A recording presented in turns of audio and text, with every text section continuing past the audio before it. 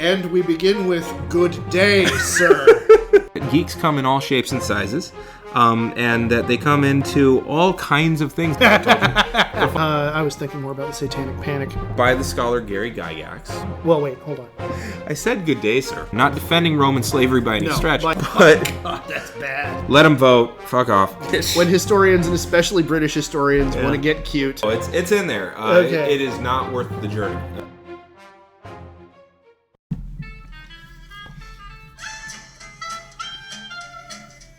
This is a Geek History in Time. Where we connect geekery, rather, to the real world.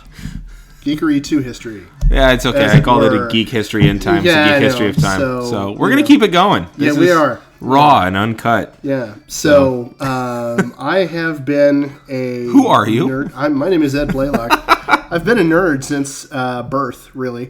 I come by it genetically. My father was a Heinlein fan, and had geekery been a thing when in his youth, he would have been playing Dungeons and Dragons like I was. Nice. Later on. Have you gotten him to play with you? No. Oh. No. He was too set in his Sure. naval officer ways by the time I got to that age, but he would sit around and watch us play, and he did think it was pretty cool. Neat. So... How about you? Well, I'm Damian Harmony. I have been a geek most of my life as well. Was pulled into it by Dungeons and Dragons in the 1980s, but also was really into things like G.I. Joe. Less so the Transformers, actually, and no Robotech or anything like that. Yeah, okay. I know, but it was a style choice, I guess. But I was a real nerd into like history. I remember one of the first books I can remember reading when I moved to Florida when I was a young lad was the biography of Eleanor Roosevelt's early life. And how old were you at that point? 10. Nerd. Yeah. Well, it cool. Beat dating my cousin. Yeah. Okay. Well, and when you're living in that part of Florida, what else exactly. Really. I've been a teacher for at least 16 years now. I'm a Latin teacher currently. I used to be a social science teacher. Yep. Got a master's degree in women's history. What about you? Well, I don't have a master's degree in anything yet, but I did get a bachelor's degree in history, focusing primarily in Western Europe, secondarily in East Asia, and then a little bit in American history, which basically trained me perfectly for my current job, which is teaching middle school world history. So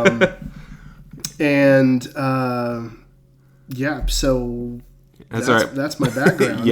I had a friend who was a biologist who became a chemist. Well, yeah. I'm a Latinist now. Yeah, the sciences are like that. The sciences, that's like normal. It's like, well, what'd you get your degree in? Well, geology. What are you doing now? I'm a lab tech working in genetics. Yeah. Like, wait, what? Wow. So, yeah.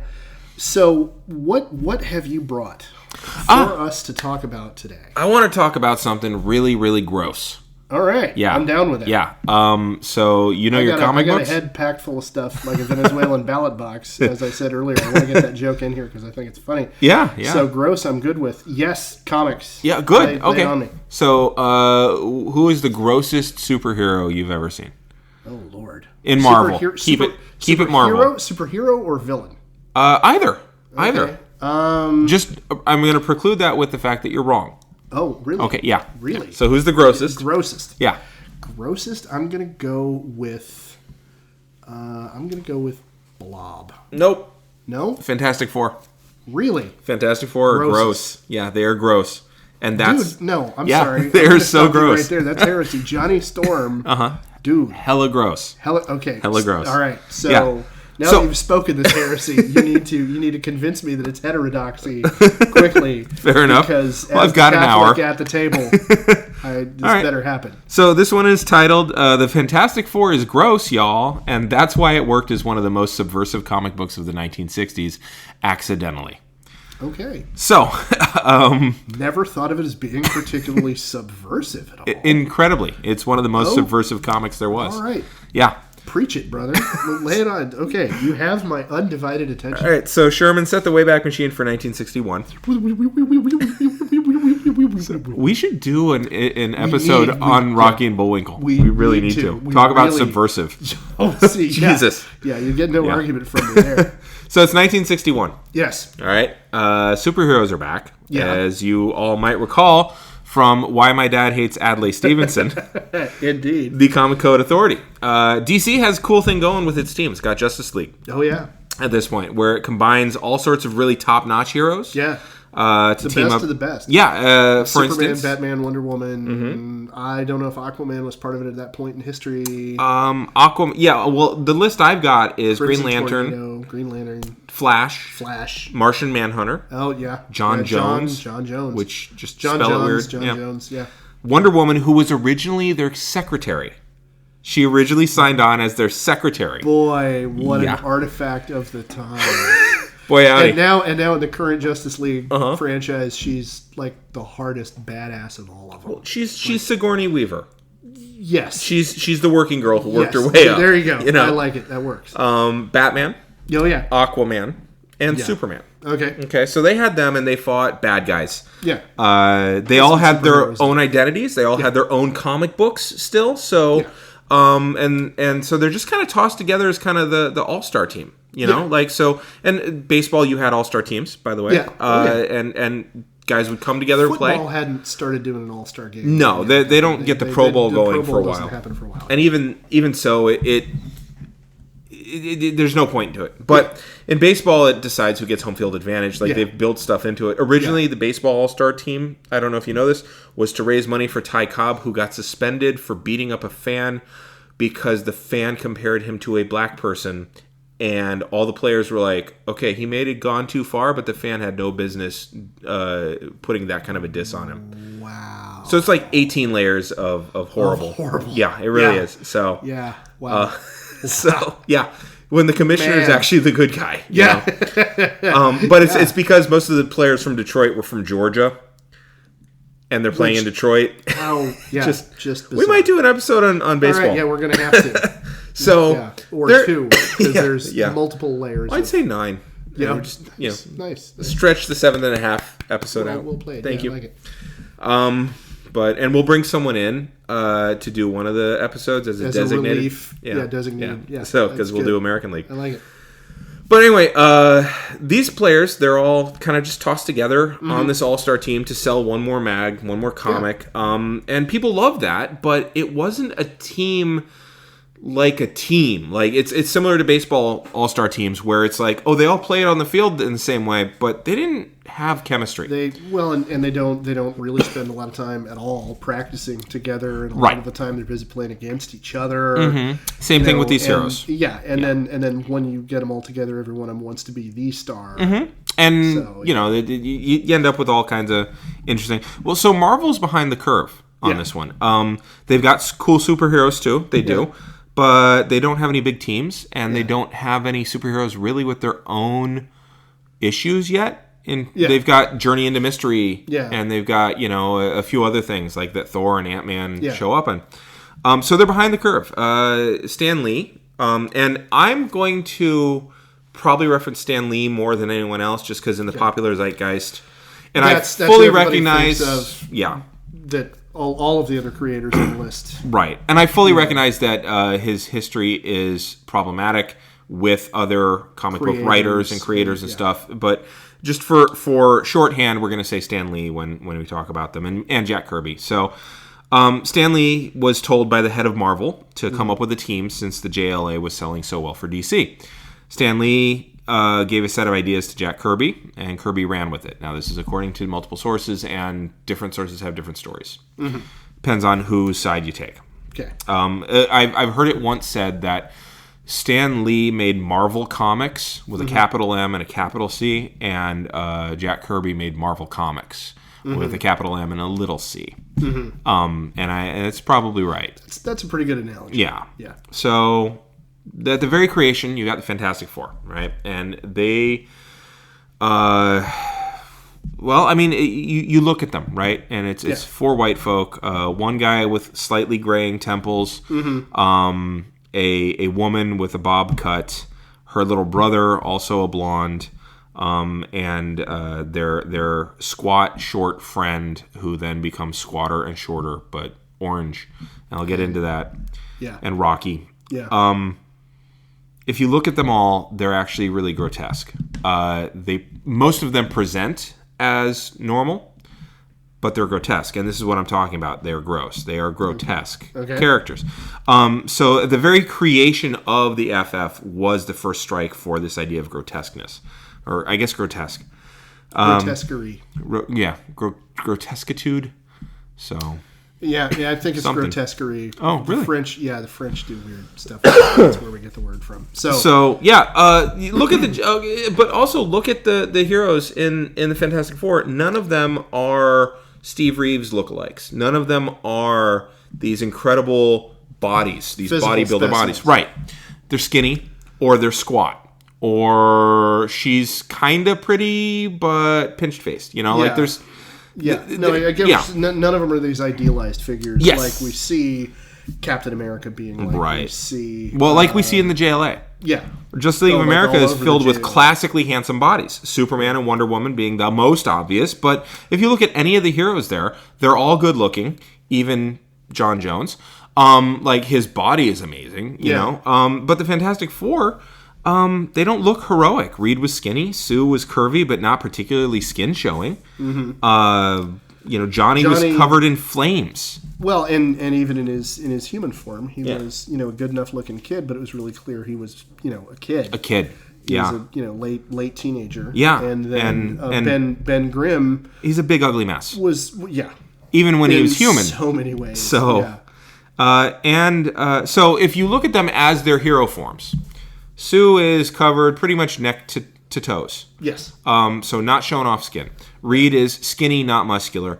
Ben is made of orange rocks, and Johnny is covered in flames. Okay, so that's how they present. Yeah. I would also point out actually that Ben the Thing is covered in orange rocks, a secondary color, which actually is important, and I'll kind of get into that in a little bit. It's probably a good idea to define grotesque and classical first. Yes. So, and I'm going to circle back around to why grotesque is how I describe them in a little bit. So, grotesque is defined usually as comically or repulsively ugly or distorted. Okay. So, a very ugly or comically distorted figure. Okay. Yes, is a grotesque. Right. Bizarre, distorted, unnatural, incongruous. Fantastic. Too physically unreal to be anywhere near the ideal. Okay. Classical is a nod to the ancients, who depicted the human form in its ideal state, which is interesting because the Romans didn't do that. They were like, no, put me on warts and all, But the Greeks were all about that. Oh, idealization. Yeah. Plato's cave. Exactly. Kind of stuff, and we like that in our statuary as well. We took all the pockmarks out of George Washington and most of his statues. Well-developed upper torso, strong arms, heroic posing. Too physically ideal to be anywhere near real. The Fantastic Four, they wear simple costumes. Yes. They're just bodysuits, which they don't even appear particularly skin tight. No, as a matter of fact. But they do show off very little skin, too. They don't wear masks, which is interesting. They don't have hidden identities. No. And they don't get along.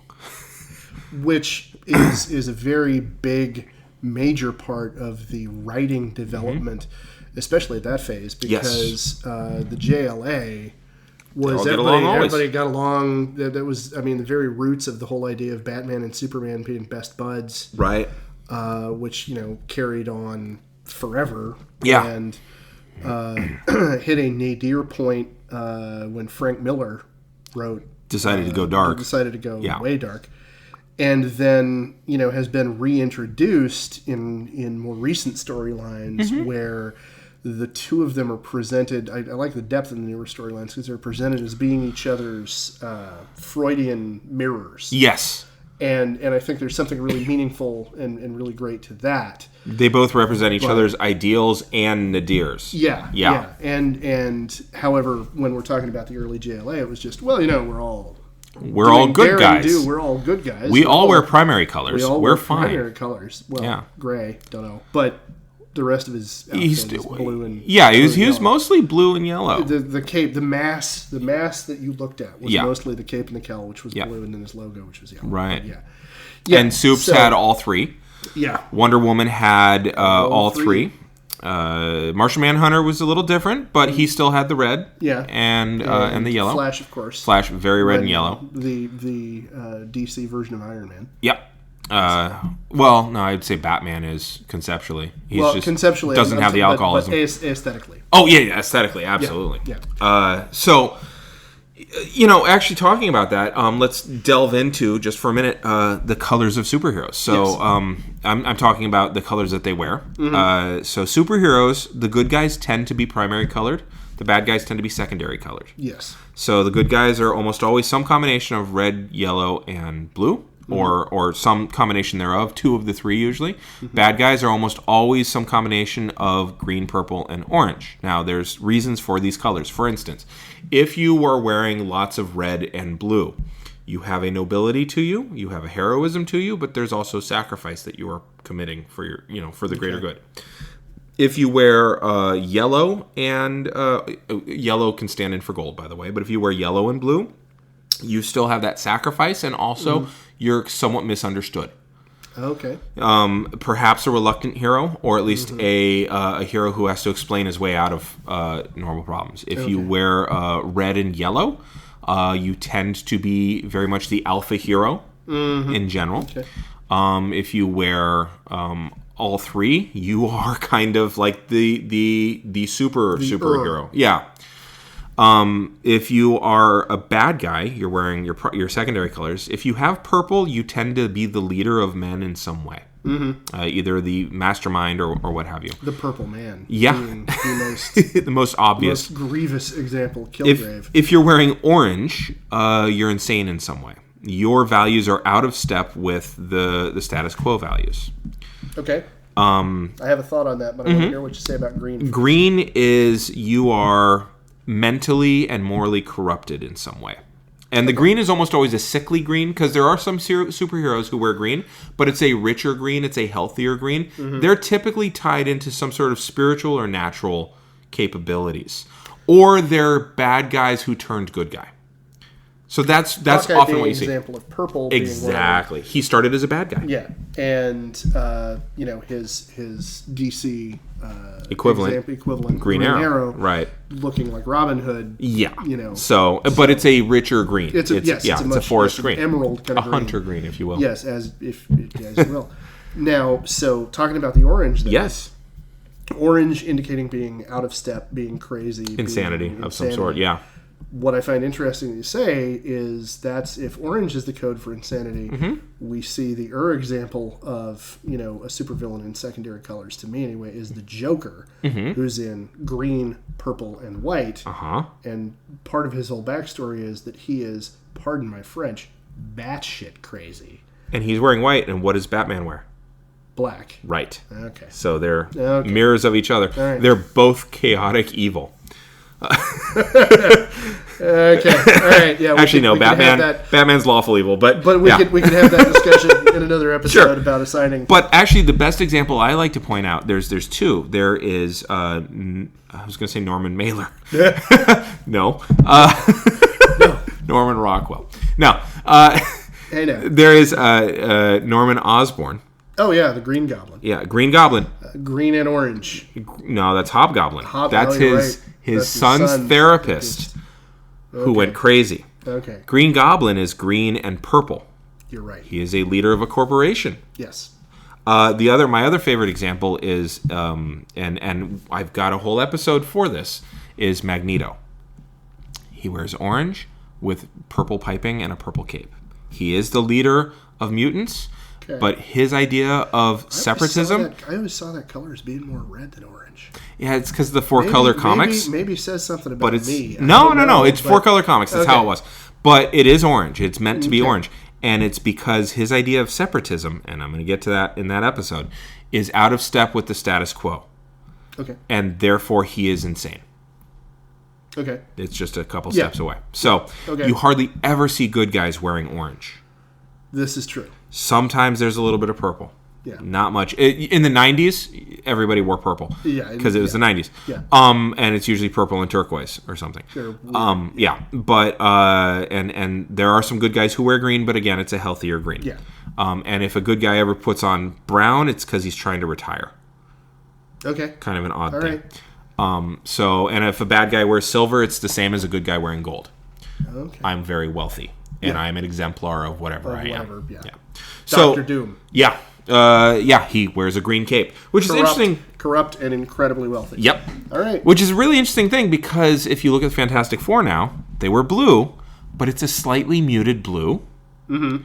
So they're heroes, and they're in the public sphere. They don't have a public and private persona distinction. And their costumes don't matter that much. They all match. They don't matter that much. They're kind of bland. They have a team uniform. Right. And this... livery, yeah, if you will. Yeah. And this presentation of them allows for a grotesque exploration. It's almost a blank canvas for that. So everything they do is hyperbolic. Okay. The Fantastic Four. Their very first issue, they go into outer space in 1961. Yeah. Just to let you know, we have barely gotten a guy into orbit by that point. They go into outer space. You know, Reed Richards is canonically the smartest guy in the world. Right. So, Right. You know, this has long since been established as True. a fact. So if anybody can do it, he's the one. he's the dude. But it is hyperbole to the extreme. Oh, yeah. Oh, yeah. They meet and they defeat a god about 5 years after that. Galactus. They get to the moon before anyone else does. Yes. And then they fight a Russian who shows up just a few seconds later. Because it was the Cold War. And what else were you going to do? Right. Yeah. They use technology that's literally at the bleeding edge of imagination, which in the 60s is like lots of things stacked onto each other in modules. Oh, Kirby. Yeah. Oh, he loved doing that. Loved just Loved it. taking shapes and lumping them together. And some of that stuff is amazing. And to a modern eye, after 40, 50 years since he did that, some of it you look at and you're like, was he actually smoking something? Right. You know, this is right around the time that transistors were a thing, but nobody knew what they were. Yeah. So you'd look at a transistor and you'd be like, well, okay, I can do something with that visually. Right. And, you know, you don't need to know what the hell it is to use it as an aesthetic. Yeah. And by the way, this is the time where a few years later, Iron Man would literally pull a cord out of his chest plate and plug it into the wall. Yes. Without even a grounding prong. No. So, because, to charge up his heart. So my very next note is actually Kirby draws such fantastic technology. So, so their very natures are actually cast onto this blue, bland canvas. And their very natures, who they are, is a grotesque depiction of life in America in 1961. So in 1961, John F. Kennedy is in office. Yes. The Cold War is at a fever pitch.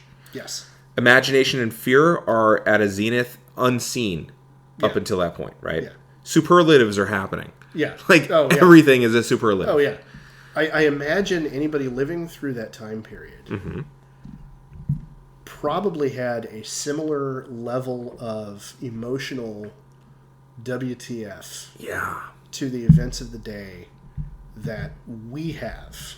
Yes. On a daily basis now. Yeah. Like I genuinely, because I know for a fact, like it grown up as we did, you know, late 70s, 80s into the 90s.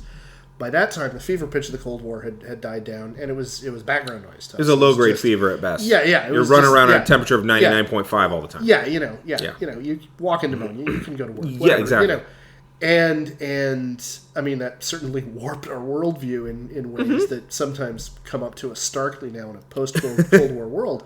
But, you know, now... just in the last several years, and I mean this predates our current president, but you know, really in the last 2 years, the sheer level of this is what that Chinese curse means. Yeah, may you live in interesting times.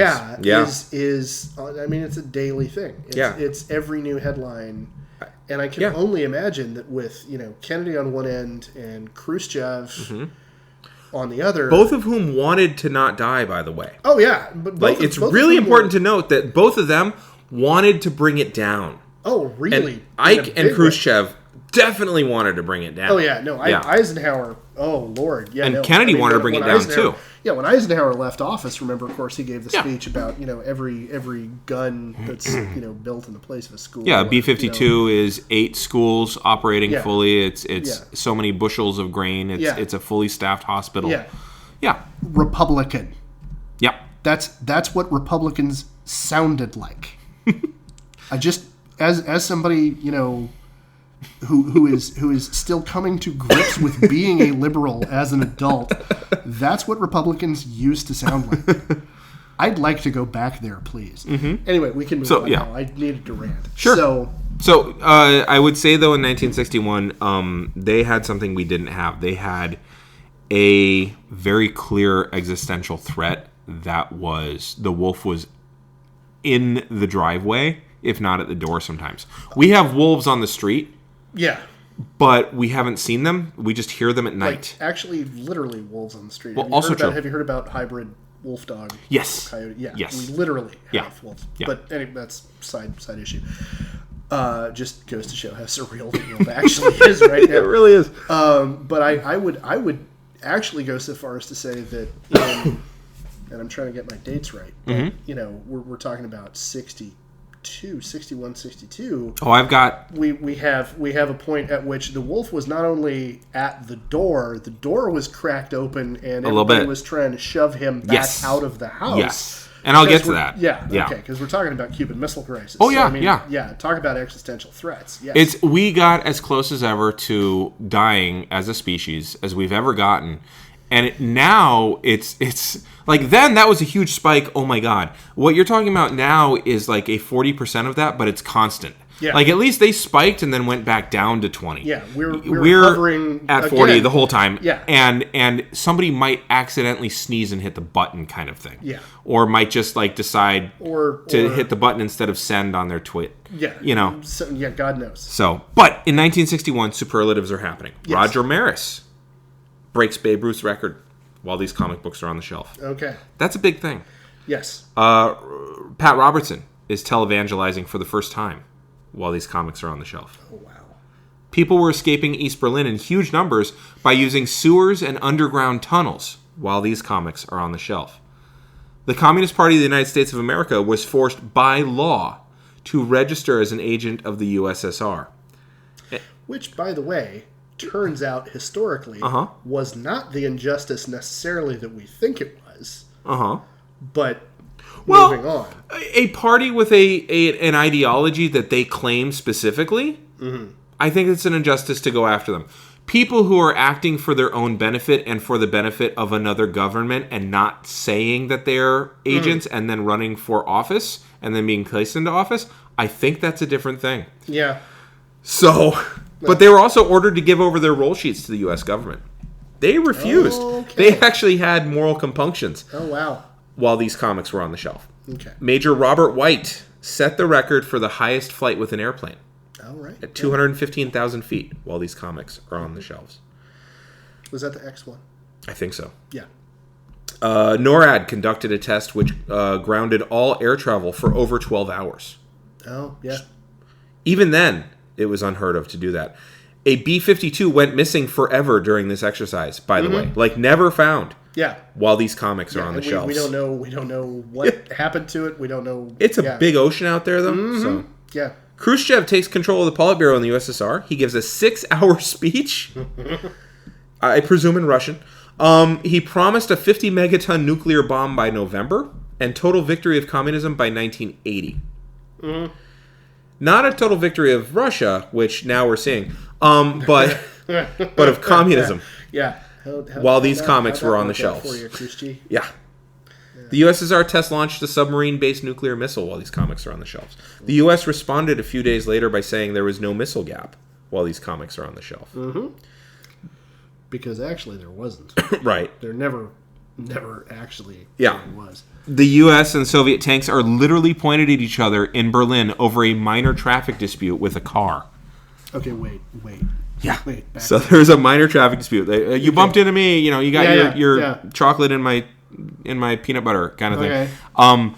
In East Berlin, like right near the spot. Near Checkpoint Charlie. Yeah, and it escalated because they were two soldiers. Oh, and no. and then more soldiers, and then the tanks came in, and they're literally pointing at each other. Oh my God! Yeah, over a fender bender. While these comics are on the shelves. I just also want to point out. Yes. While these comics are also on the shelves, 30 October 1961, the Soviet RDS-220 hydrogen bomb. Oh, I was getting there. Yeah. Yeah, Tsar Bomba. Yeah. Yeah. So you've got the notes there already. Yeah. So well, I might be mentioning another, but there are really cool experiments being made and failing regarding X-rays and the moon. Okay. While these comics are on the shelf, we're sending X-rays to the moon and trying to figure out stuff. Right. The Saturn I rocket booster was successfully tested in Cape Canaveral and got up to 85 miles high while these comics are on the shelf. We're getting off the planet and into space. Blue is turning into black. You know. The USSR detonated a 58 megaton nuclear bomb as a test. And I think that's the one you're talking about. Yeah. While these comics are on the shelf. Largest nuclear test in history. Yeah. They made, if I remember the history correctly, they essentially made a rounding error. Yeah. They had not intended for it to be anywhere near as big as it was. Yeah. And it stunned everybody. Yep. Yeah. So while these comics are on the shelves, there's a theme here. I don't know if you noticed. There's a lot of science and there's a lot of Cold War. Yes. And really there's a lot of firsts or a lot of breaking barriers, right? Yes. So people's imaginations and fears are just running wild with this stuff, right? Every day. We are running into a similar thing. Like we think we're at rock bottom and we just find out how much more give it has. Well, no, we realize that the barrel is a lot deeper. Yes. The muck is the muck keeps going. Yeah, we thought it was solid, but the swamp is in fact bottomless. Yeah, we're not in a swamp; we're in a sarlacc pit. We're Artex. Yes, and we're shocked. Yeah. So imagine that, but going upward and having these existential threats. Though superheroes, classically depicted, don't really answer to superlative realities, though, because they're already superlative. Yeah. The Fantastic Four, however, are able to answer to these realities for people because they're living in grotesque times. The times that they're living in are, and I will come back to that, right? Let's see. Comically or repulsively ugly. Distorted.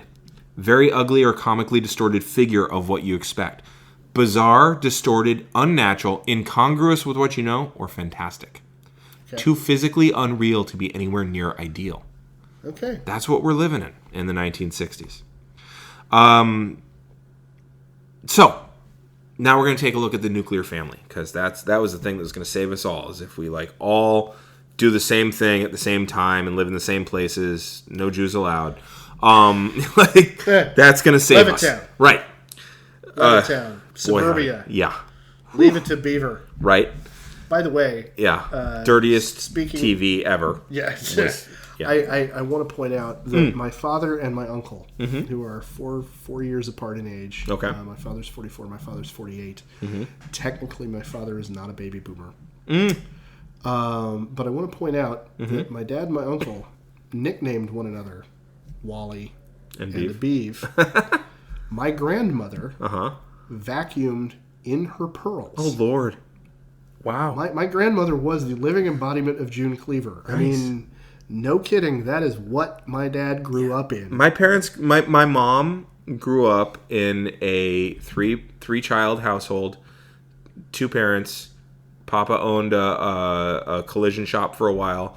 Nana, my grandma, was a stay-at-home mom. They prescribed amphetamines for her so she could keep up with her chores. Mother's little helper. Yes. She didn't like how it felt. God, it's just like the Beatles song. Stones. You're right. Yep. You're right. Beatles didn't sing about the of substance until they found drugs. Yeah. So and Maharishi. Yeah. Rajesh Yogi. So yeah, you've got the nuclear family. Nuclear family. Mom, dad, save us all. 2.5 children. Yeah. Dog, cat, white picket fence. Yeah. White picket neighbors. So it's the nuclear family of superheroes. Okay. That's what the Fantastic Four is. And yes, double entendre is meant there. Okay. They're not a family in the classic sense. So they're already a grotesque reflection of the family. But their relationships end up being like that of what a nuclear family is supposed to be. A grotesque version, if you will. And they are nuclear powered in some way. They're cosmic rays. They're all scienced up. They got their powers engaging in the space race of the 1960s, which itself was an outcropping of the nuclear Cold War. The reason we're going to go to space is so we can outsmart the Ruskies. So we can build better intercontinental ballistic missiles. I like the idea of intercontinental ballistic missiles. Yeah, sorry. Cold brain. We're just going to piss all over them. Yeah, just let loose. So yeah, their powers and their grotesque / normal appearances are also a physical manifestation of the Cold War anxieties. Okay. And the advice that people followed to avoid it. Remember? Yeah. Duck and cover. Right. Do this really mundane, pointless thing that will normalize the fear that you're feeling, and you'll be safe from existential threats. Yeah. So cover yourself with a blanket, close your eyes, which is what they told people in the event of a nuclear war. So huge fear. Blast. Yeah. Huge fear of all this stuff, but don't worry, your picnic blanket will save you. Cover your eyes, though. Cover your eyes. Yeah. Which, you know what? You know who covers their eyes and pulls a blanket over them when they're scared? Little kids. Exactly. Yes. Well, yeah. Because in the face of that kind of terror, we all go atavistic and go back to whatever our most primitive instinct is. Yeah. Well, and then you add to that the fact that horror movies are kind of a big thing. The movie Them. Giant ants, irradiated ants, scary as hell. Kids had nightmares, and they pulled the blanket over their head. Yeah. Huge scary problem. Weirdly vanilla solution. Yeah. And that's kind of the Fantastic Four. They face a lot of weird, scary problems. A lot of weird, a very vanilla family. Yes. Weirdly vanilla. Weirdly vanilla. Emphasis on the weird. Yeah. Real big emphasis on the weird. And they're also a nuclear family. Yeah. Reed is dad, Sue is mom, Johnny and Ben are the kids who always bicker, and they need dad to step in and soothe everything out. Sue yells to Reed, stop them. Yeah, Ben is the older, rebellious, doesn't get along with dad kid. Yep, and Johnny is the irritating younger brother. And mama's boy. Yep. Reed's in charge, Sue tends to the house, and the kids break shit constantly. Yeah. But there's a lot more. So this next part I titled Their Bodies, Their Selves. Oh, nice. So each character is grotesque in its own way. Yeah. In a way that pokes hard at American society in the 1960s. Okay. It becomes a mirror meant, I don't think consciously, but I think subconsciously, this is what Lee and Kirby were doing. Okay. They're holding up a mirror to show us where we were going and why it was a problem. Okay. I don't think they meant to. I don't think they're that smart, quite honestly, or that socially conscious of the time that they live in. They drew things for a living. It would be really hard for anybody. Exactly. To in the times that you're living in. To be that prescient. Yeah. Well, prescient and for anybody to notice the water that they are swimming in as fish. Right. You know, the being able to separate yourself from the events that you're living through, and more than that, to the Zeitgeist is a subconscious thing. You know, we don't understand why it is when we're all in the 80s wearing big shoulder pads in our jackets, and the mullet becomes a fucking thing. Nobody understands why. Yeah, no one went to a meeting and said, okay, from here on. So from here on out, here till about 95, business in the front, party in the back, and your shoulders need to stick out at least 3 inches. Outside. Male and female. Male and female. Yeah. Nowadays we can look back at what was going on in the world and kind of go, well, okay, this is a reaction to this, that, and the other thing. Right. That's the whole point of this fucking podcast. We're all pointy-headed about this stuff. But in the time that it was happening, impossible to say what water is when you're swimming in it. Yeah. So, but it did effectively do that on a very subconscious level. Because then comics do shift and do change. And maybe they change with the culture. But I really like that you have this weirdly vanilla group actually showing us what we're going to become. Yeah. The Fantastic Four was far more subversive than anyone would expect for very white, very dull, very conformist superheroes to be. So I am going to start with Susan Storm. Okay. Partly because of my major. Okay. Partly because because I think she's also one of the more obvious ones to point to. Yeah. And so, first off, she is subject to the same problem that most superheroes in Marvel were, that Stan Lee named them. And he named them porn names by accident. So, essentially, he went with the alliteration. Yeah. Every time, because it was easier for him to remember. So, Susan Storm, later Susan Richards. Her power is probably the most obvious metaphor of American grotesque nuclear family. Okay, she's the invisible role of the woman in suburban America. Yeah, and she's called the Invisible Girl. Mm-hmm. So she's infantilized. So she's not allowed. Yeah, and she's just disappeared. Yeah, we don't know how this house runs. No, it just runs. It just you drop the laundry in the basket and it gets clean. Magically, it's in your drawer. Magically, it's in your drawer. Now, her original power was only invisibility. Yes. Later on, she figures out how to create force fields. Yes. To then act as a yonic defending, shielding, feminine 100%. archetype. Yep. Yeah. Yep. Later on, she figures out the force fields and bolts. Yeah. And she actually figures out how to make them offensive weapons as well. And I'll still get to that. But she had the power to not be seen. That was her power, to disappear from view, like most women in history. Yes. She still got things done. She just wasn't recognized for it. Yeah. And she always disappeared in the comic books from the legs up, from the bottom up. Which, if you think about that, that's her sexuality disappearing. Oh, wow. In the presence of her husband, who cares more about his work than tending to his own relationship with her. Yes. The first thing sacrificed for the good of the family is her lady bits. Okay. Now, funnily enough, you can't draw an invisible person. No, you can't. Unless you make them visible in some way. So she was visible in order to be invisible. So her power didn't exist in a way that we could understand it. Her power was, in fact, invisible. Right. True. Yeah. You couldn't see her power, so we had to draw it in to stand in for it. So her invisibility is grotesque. It's bizarre. Well, and I think one of the interesting things, going back and reading some of the comics from that time period, in which we see Sue interacting with the other characters, is there's also an interesting Freudian element of the fact that she is remarkably insecure. Yes. Like, I mean, insanely so. You look at her character now, and you look at any other female superheroine today, and then you look at Sue Richards, or Sue Storm, at the beginning, and you're like, good on you for growing. One, good on you for growing, but the initial reaction is you kind of want to grab her by her pearls and like, lady, figure it out, right? To us having grown up in a world where generational views of gender roles had started to shift. Sure. It's I mean, she even swings far the other way to become Malice at one point. Yeah. Which is like writers and artists going, look at these, third wave feminists. My God, yeah. But, and then she, goes off and has repeated affairs with Namor.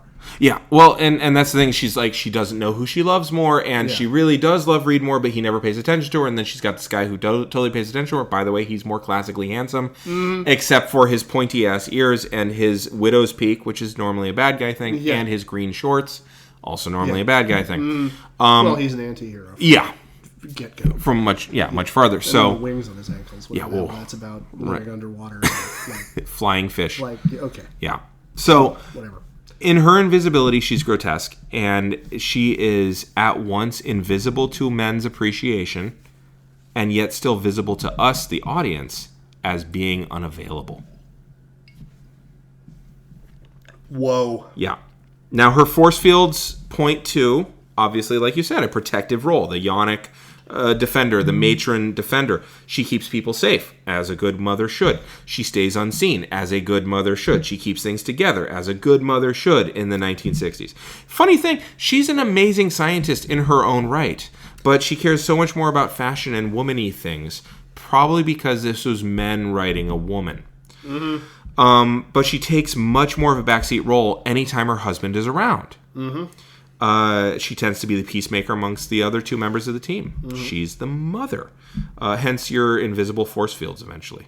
Yeah. Even her ability to protect you is unseen. Yeah. Total mom of the 1960s superpower. She's invisible still, but very effective and very protective.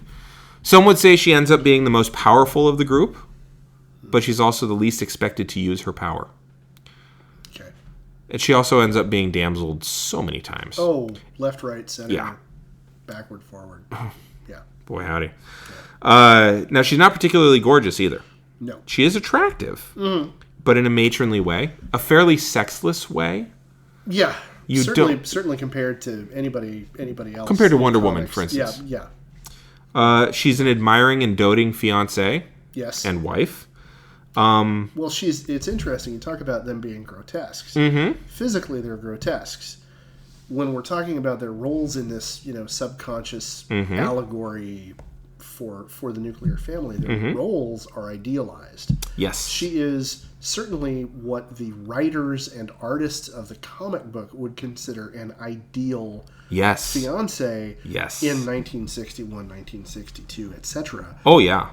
When I'm sure a great many of them were, not yet married. Mm-hmm. We're looking at, young adult men, 20-somethings, writing these characters. And, wish fulfillment was certainly part of that. Yes. Now I'm going to show you, and sorry for all of our listeners, I'm going to show you a page where they're fighting Dr. Doom. Okay. And it's Sue and Reed for the most part. Okay. And I will describe what... I will have you describe what you're seeing. Feel free to quote what you want. And just, tell us who's talking. All right. So we open with the narration that at that moment all personal problems and conflicts are forgotten as Sue Storm returns to visibility, and the man whose heart she possesses, leaps into galvanized action to protect her. We see her with her back turned, running away. Mm-hmm. Reed is trying to block a doorway. He's all twisted up like he does, bendy. Then in the next frame, time itself seems to hang suspended. We have Doom standing there. He's got a ray gun. Doom, then it was you as suspected. Richards, we meet too soon. This means my plans must change, but the result will be the same. Reed tells Sue to run. Mm-hmm. He doesn't say, come on, help me out here. Because she has a badass power. Yeah. And like Dr. Doom has a gun. Yeah. He tells her to run away while I'm going to stand here as the, heroic sacrificing father figure, the Lingham protective version. Mm-hmm. And she then immediately leaps to his defense, protective, wifely, motherly figure, puts up the force field. And then Reed says, "Your invisible force shield, of course. Now project it, Sue. Push it back quickly towards Doom." I'm going to come back to that bit of dialogue. Yeah. Well, I would just like to point out he's mansplaining her own power to her. Well, there's that. but you're doing a thing. Let me tell you how to do it. Let me tell you how to do it. Yep. Then she manages to push Doom out the window. Mm-hmm. Some unseen force pushed me through the window. Merely a temporary setback. And he's falling down the street. I wish I had the optimism. No kidding. Well, it's here's the deal. For him, it's not optimism. For Doom, it is confidence run. Oh yeah, madly amok. That's the reason. I'd like that feeling though. Crazy. Like if I get a parking ticket. Yeah. Oh yeah. No kidding. A temporary setback. I'm like, oh shit, this means no meat for the month. My God. Yeah. Yeah. So then the two of them staring out the window. Sue saying, "I don't understand any of this." Him in tones of somewhat exasperated, it seems like, telling her, "I tried to explain. We were drugged. Made us imagine the worst about each other." The two of them in a pose where she is consoling him, telling Reed, "Dearest, I've been such a fool. Never mind, they were both drugged, presumably both acting like assholes." Yeah. Then, oh my God. Here it is. Not a fool, Sue. Merely a female. You couldn't have reacted differently. But we haven't time to talk. Not with Dr. Doom on the loose. Okay, so what I want to point out there's so much. Not merely a female. Merely a female. A female, not a woman. Not a woman. A female. Yeah. So point out what you're going to point out. Take her womanhood away from her on top of everything else. So your invisible force shield, of course. Like, right. I had completely forgotten you had that power. I forgot the thing that makes you special. I am the smartest sumbitch in, like, literally, yes. There is a certificate hanging on the wall of my office. Hank Pym said you got this. Hank Pym, Tony Stark ain't got nothing on none of those people. They come to me. Yeah. Cut Reed Richards a check is a trope for a reason. Mm-hmm. You know, and I'm the smartest dude on Earth. Mm-hmm. I'm married to, or engaged, I don't know where they are. Oh, they're not married yet. Okay, yeah. I'm engaged to a telekinetic. Yeah. And I forget that. Yeah. I'm the leader of the Fantastic Four. I'm the leader of this team. I know what each person can do because they basically only have one power each. And I totally forgot your power. I forgot your second power, because the one I always remember is the fact that you can become invisible. Right. Because I'm a 1960s male, and that's ideally what all women would do. Right. Because, oh my God, merely a female. What the fuck? You couldn't have reacted differently, you emotional slut. So there's more. Oh my God. Here's one from a different one. Oh. And it's just a single panel. Reed Richards is such a dick. Mm-hmm. So he's lying on the ground. Looks like he's been injured. Mm-hmm. Ben is on the right-hand side of the frame. Sue is bending down over him in another comforting, semi-protective kind of pose. And Reed's remark is, if I'm the leader of this group, you've got to trust me, obey me implicitly. And... her response? Sue, baby, you can do so much better. And she's not even saying it out loud. She's not even saying it out loud. It's a thought bubble. She says, I've never seen him so upset, so annoyed with me. Mm-hmm. Not, oh my God, what a pompous ass he's being. Yes. No, oh my God, he's so upset with me. What have I done? Uh-huh. You know... Yep. I don't know if that was Kirby writing that, if that was Lee writing that. I don't know who that was, but I kind of want to go back. I want to find a Wayback Machine just to go back and Gib slap him, because holy crap. Yeah. Nowadays, we call that an abusive relationship. Yes. Oh, and there's others, and I haven't... These are from the ones that I've read, because I'm starting from the beginning and working my forward. There's other ones that I've pulled from the internet, are things like, stop being such a female and get over and help me. And stuff like this. I mean, it's just insane. Yeah. Or stop thinking like a scientist and start thinking like my wife.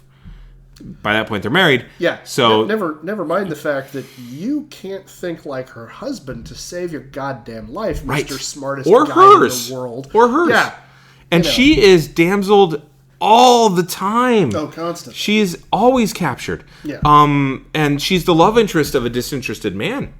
Yeah. A man consumed by his work. Yeah. I'm going to come back to that in a little bit. She is also the love interest of Namor, a man whose own morality is questionable, hence the green. And she's torn between the two of them. He, being Namor, represents your foreign Lothario type, because he is older. Yeah, and he's a foreigner. He's Valentino. Okay. Yeah, I was going to say Italian because dark hair. Widow's Peak. Yeah, Valentino. The ears, the weird ears. All Italians have those weird ears. Yeah, okay. No, wait. Hold on. Time out. I don't see. Sorry, what? Yeah. Okay. The French have tails. I don't see what the... No? The Germans just have a compulsion to march. Yeah, that's exactly right. Well, they have goose legs. That's what it is. Yeah. Okay, so that's why they wear boots all the time. Honest to God, they actually got that from the Brits. But moving on. Reed, though, represents the American man. Yeah. Her dilemma isn't really a dilemma. We all know she's going to end up doing the right thing and marrying the man who put her life in danger for his own ambitions and has treated her poorly ever since. Because he did. He totally did. He's like, we have to beat the Russians. We should all go up without spacesuits, really, into my rocket that I built privately somehow. And we need to break in, go fly it, and go. Honey, come with me. Well, can my brother come along? Yeah, sure, it's fine. Who cares about weight allowance? Let's go. Yeah, never mind the physics involved in any of this. Because, well, comic books. But so, of course, she's going to end up with him. Yeah. But it is the 1960s. So she does. And Namor does show another possibility. Sexual attraction. He is lusting after Sue. Oh. That's why it ain't going to work. Oh. Susan doesn't have any ambition of her own either. No. So it would appear as she disappears. She reacts to what's going on. Her power itself is a reactive power. Yes. When she gets stressed, she goes disappearing. Yeah. When an attack is happening is when she brings up the force shield. That's how these things work. Yeah. She wants the safety and security that her fiancé and later husband promises, but she never does anything more than wanting it. She never does much besides fretting about it or cleaning up a vase that Ben and Johnny break. Yeah. She rarely affects her own escapes. No. Or the rescues of other people. And later on she will, but I'm talking the 1960s when they first come out. Yeah, at the early formative period. She's when she and Reed have kids. Right. She is a trope codifier, or maybe not codifier, but she's a strong example of Mama Bear. Yeah. When their children get kidnapped over and over and over and over and over and over again. Later on in the 80s, 90s. She is the part of our country whom science was trying to and supposed to protect from foreign threats in the 1960s. Okay. All right. Now let's talk Reed Richards. Reed Richards. His powers are indicative of the America's stretching and contorting morality. Okay. He's stretchy. He's bendy. Okay. Science keeps finding new ways around and through problems in the 1960s. Yes. Reed Richards bodily does that. Okay. Scientists continue to bend and twist themselves to avoid the ethics of what they did. Okay. Who cares as they come down? Operation Paperclip. Right. Werner von Braun. Yeah. He is apolitical, in order to push the frontiers of what they could do. Hey, let's find out what syphilis does. How are we going to do that? Let's just inject a whole bunch of black guys with it. Cool. Hey, let's find out if we can turn LSD into a truth serum. How? We're going to dose people's drinks and then take them and kidnap them for a little bit. Yeah. It's cool. Yeah. No ethics. Yeah, no, none. But got to find out. Got to know. Got to figure it out. Yeah. Right? Yeah. So that we can beat the Russians. Yeah. That's all that Reed's about. Yeah. That's how he gets them their fantastic powers. Right. Well, beating the Russians first, then Doom, then the Skrulls. Right.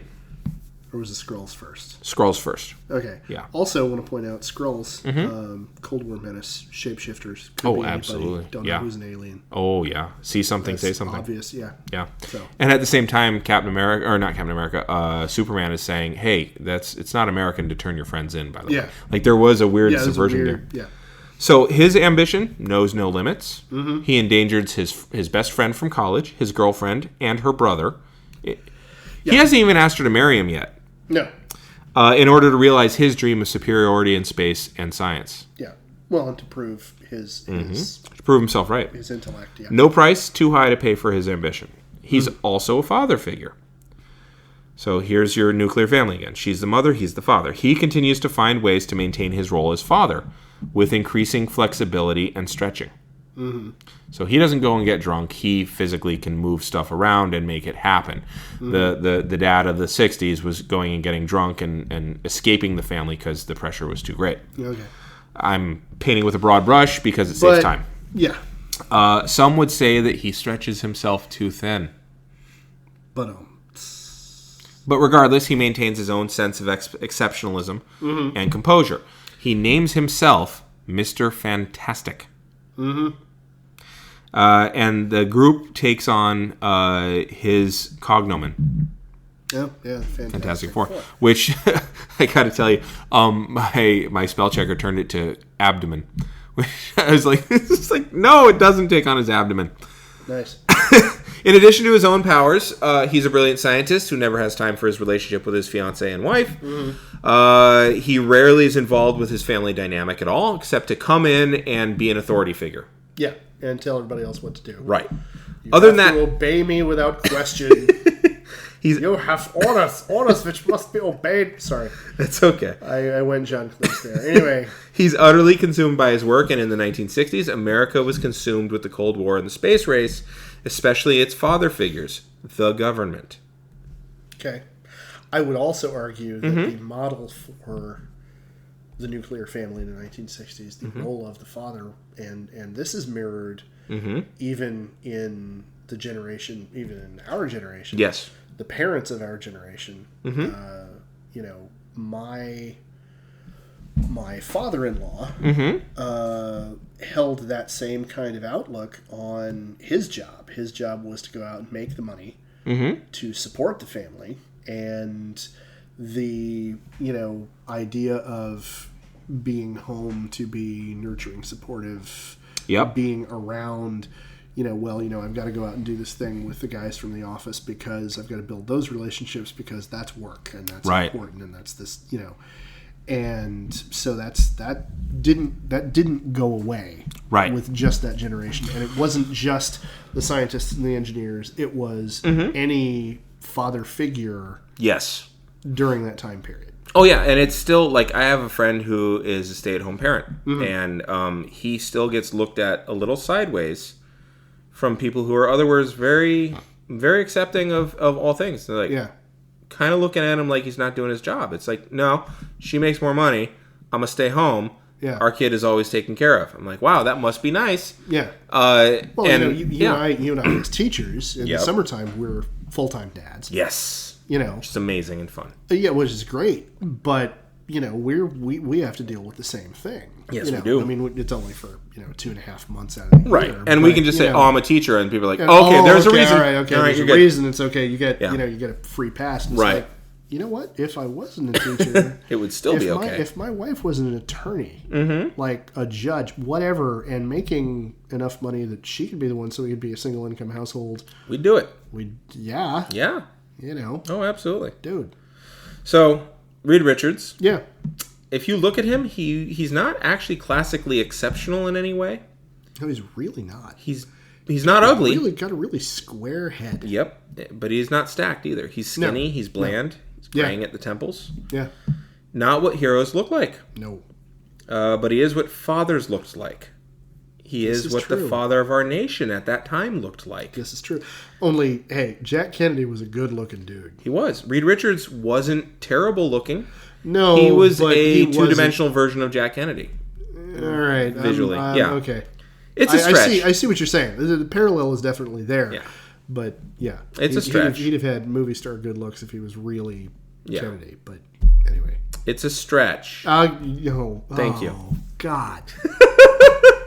God damn. Good day, sir. So, God, he's trying to. Son of a. All right. So he's trying to provide a middle-class lifestyle to their families, right? To his family. Yeah. And fathers were trying to do the same thing. Yeah. And they, too, were always at work, like you were saying. Their work pulled them away from the family, like you said. And Reed's science experiments did the same thing for him. Yeah. The difference was that no matter how far you pulled him, he was stretchy. Yeah. And the way he fights, incidentally, is also very 1960s America. Think about it. He wraps himself around the evil with his arms until they're totally restrained. What policy does that sound like? Oh, well, containment. Yeah. Yeah. Domino, fighting against domino theory. Metaphorically, science and reason are going to restrain our baser emotions and keep us all safe. He's always got advanced warning. Radar, sonar, hopes of American satellite usage. He's got these warnings on any new threats due to his technological exceptionalism. And yet, the house that he built, the headquarters that he built, is under constant threat of intrusion. So despite all of this, is a constant menace, and they become a target for it. You know, as a self-fulfilling prophecy. Despite all of his efforts at maintaining order and security, this techno-empire Reed Richards, the techno-empire that he built, is too porous. He needs a wall. No. But he fails. He fails no matter how far he stretches. It's almost as though his very policy of containment is at odds with reality. And so no matter how much he stretches, he can't get around the chaos that is inherent in the world. It's almost like he is a physical embodiment of NSC 68 and NSC 10, where it says chaos and disorder in the world are a threat to American security, and therefore we have the means and the tools and the capabilities and the duty to contain chaos. Yeah. You can't contain chaos. There have been myths written about this. Yeah. Since the dawn of time. So his power is obviously grotesque, but his ambition is grotesque. Okay. Yeah. Overblown. Yeah. Massive. Caricature-like. Now, here's the thing. He and his wife, later wife, his fiancée, they're both able to pass for normal people. Yes. Similar to most father figures in the 60s. Similar to most mother figures in the 60s. You didn't know that still waters ran so deep. No. It just went without saying. And you know, nobody talked about how much Dad drank. Right. Nobody talked about the pills Mom took. Right. You know. Yeah. Nobody talked about the mistress that Dad had. Yeah. Yeah. Nobody talked about the 2-week vacation that Mom took. Because they couldn't afford another child. Nobody talked about those things. No. And everybody had that. So under the surface, there's all kinds of dysfunction. Oh, yeah. Reed Richards embodies that dichotomy in a way that enables the comic books to offer a light critique of society at the time. And they're not even doing it on purpose. No. So which sibling do you want to hear about next? I want to hear about Ben Grimm. All right, Ben Grimm. Now, I'm going to probably refer back to Johnny a little bit, because I don't think you can separate one from the other. Really, it's tough. I can see how it would be difficult. Benjamin J. Grimm. Yes. Later retconned to be of Jewish extraction, by the way. Yes. But it was a non-issue, which I was talking to a friend of mine recently, and she said that was actually a very common thing. We're Jewish, but we're not Jewish. Is that kind of thing. Yeah. So it kind of fits in with that. Old lovable blue eyes. One of the loving blue-eyed thing. Yep. Aunt Petunia's little darling. One of the few characters to be a secondary color. Yes. And the one and only member of the Fantastic Four who's not related to the others in some way.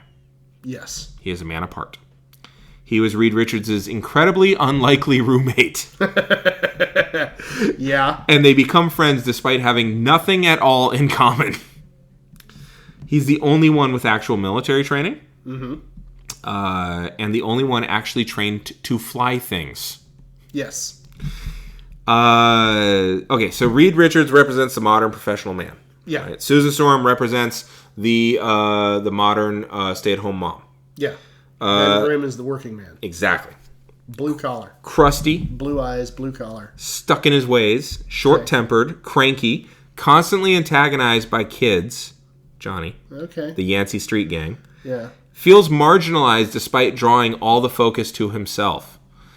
That's where I get a little uncomfortable, because I used to like the Thing a lot, and now I'm like, I know which way he might have voted. Yeah. Well, he wouldn't have.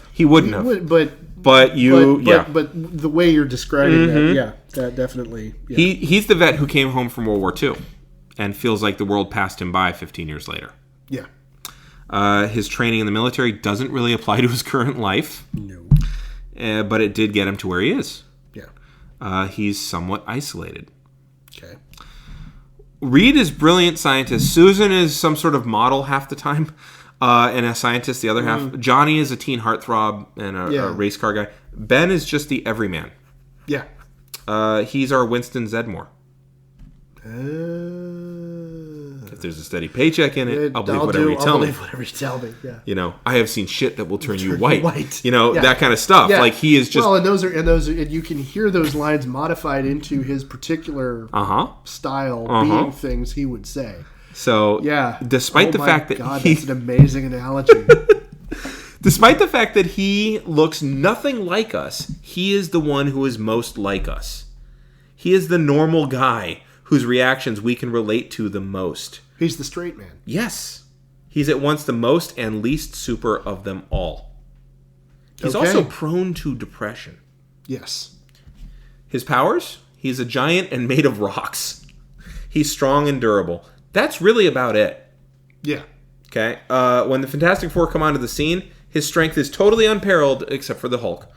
But even the thing that he's best at is actually being bested by a product of modern science. Anything you can do, sciences can figure out a way to do it better. How to do better, yeah. He's invulnerable, but also, because of his appearance, he's repulsive and untouchable. He's the only member of the team who can't control when he's seen as grotesque or not. Everyone else can pass. He can't. So he can't pass for white. Yeah, I was going to say, orange is the new black. Is there nice? I was going to say, is there an analogy there? A bit, which is interesting because again, we go back to the fact that it turns out he is from Jewish ancestry too. Yeah, and go back to Levittown. Yeah, and stuff like that. It's really interesting. So he's a lot like the working man in the 1960s. He can't get out of his job. He can't retrain and retool in the 1960s. He can't control how others see him. He doesn't have the ability to understand how to do it. He does his job, and because he does his job, he feels marginalized as a result. Now, previously I spoke of his orangeness. Like I said, orange, just like now, was often used to highlight mental or emotional instability, or at least being mentally or emotionally handicapped in some significant way. His worldview is he's a man out of time. And not in the same way that Captain America is, because Captain America actually adapted. Yeah. Ben is always a crank. He's out of step with reality. Forever, he's during Civil War, he fled to France, Canada. Well, there was a punchline. Oh, was there in one issue where he translated "It's clobbering time" into French. Oh wow! Oh, cool. The Bon Temps Roulette got changed to make "It's clobbering time." Oh, in French. Neat.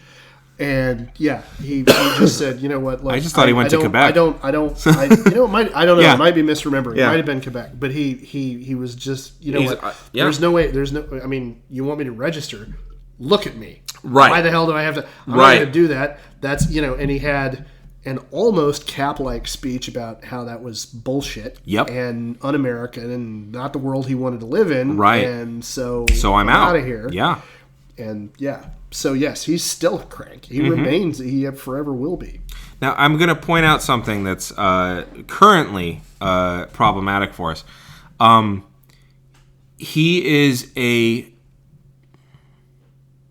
strange-handed, squat, really wide orange man who is cranky all the time, yells a lot, from New York, who is completely out of step with the reality he's in. I have no idea what you're alluding to. Not a damn thing. Like, at all. So here's my favorite thing about the thing. I'm going to just slide right over that. We're going to keep going. Because, you know what? Ben Grimm is okay, people. Yes, he is. He is. So here's the thing about the thing. Yeah. Yeah. But despite his constant self-pity, because it's there. Oh, yeah. Oh, all the time. God, on paper, he really does. Yeah. I don't know what you're talking about. Yeah, keep talking. Yeah, he's actually the only member of the Fantastic Four to reach out to normal human beings for some sense of connection to the rest of the world. Yes. Everyone else is insular. Yeah. Despite being trapped in his grotesqueness, because he's trapped in it, he's the only one to reach beyond it to maintain his humanity on some normal level.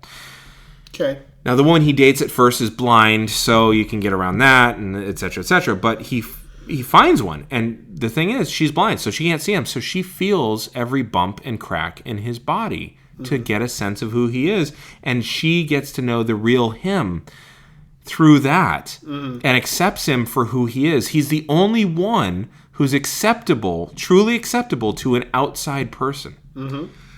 The only one in the relationship who cares how he's seen is him.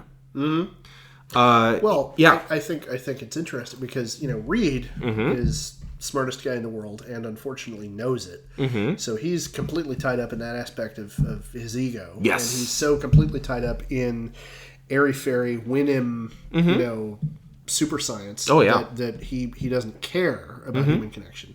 Sue has locked on to Reed. Yep. As the source of her identity. And so anything else outside of that, she's got blinders on because of that. Oh, yeah. And Johnny is Apollo, Yes. the Greek god. Yes. And everything is Look how I shine. reflected in his glory. Look how I shine. Yep. Look at how I bring light to everything. Look Yep. at me, look at me, look at me. He is an egotist at least, a narcissist at worst. Mm-hmm. And so in that way, he's the part of the analogy to that individual we're not going to mention right now that is missing from Ben. Yes. And because of that, because of his insecurity. It's when Kirk got split. Yeah, but yes. Yeah. Yeah, good. I like it. Because of that insecurity, that is the reason that Ben has to be the one. Yes. Based on the archetype, he has to be the one to reach out to ordinary people. Oh, yeah.